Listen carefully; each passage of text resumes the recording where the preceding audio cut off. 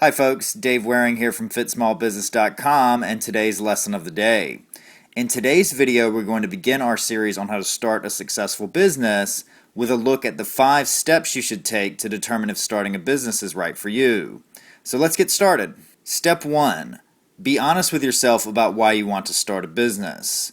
In order to know if you should start your own business, you first need to make sure that you're starting the business for the right reasons. Examples of bad reasons for starting a business. You hate your boss. You think your salary is too low. You lack passion for your job. You want to work less hours. Examples of good reasons to start a business. You've developed enough experience in an industry that you think you can go out on your own and your clients will come with you.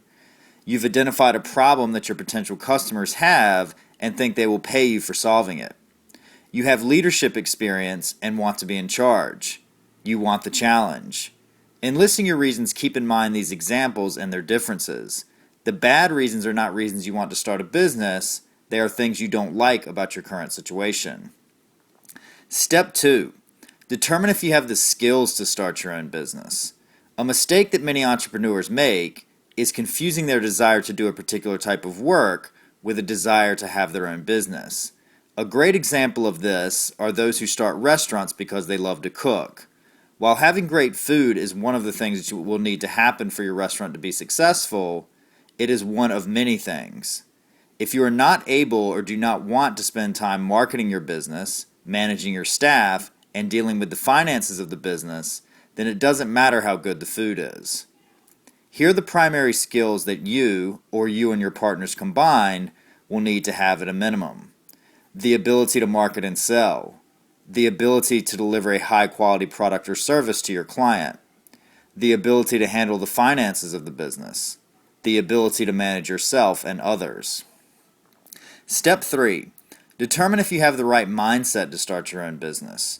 If you're not willing to get your hands dirty, then you are unlikely to be successful at starting your own business.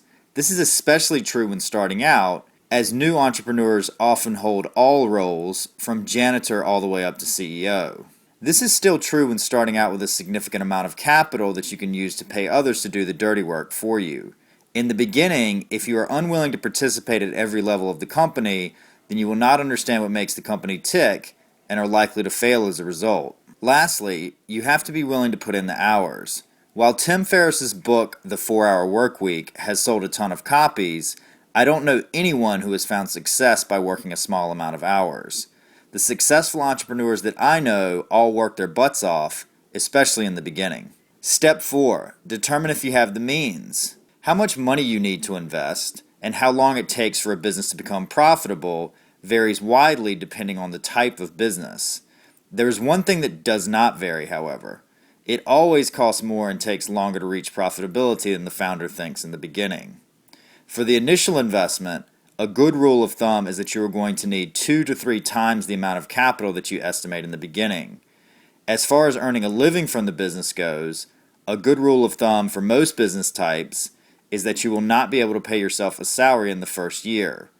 In the second year, you will be able to pay yourself a small salary, and in the third year is when many businesses actually become successful enough to replace the salary you were making in your old job. If you do not have the means to support yourself for at least that amount of time, then it may be wiser to either wait until you have more money saved or start your new business on the side before quitting your day job.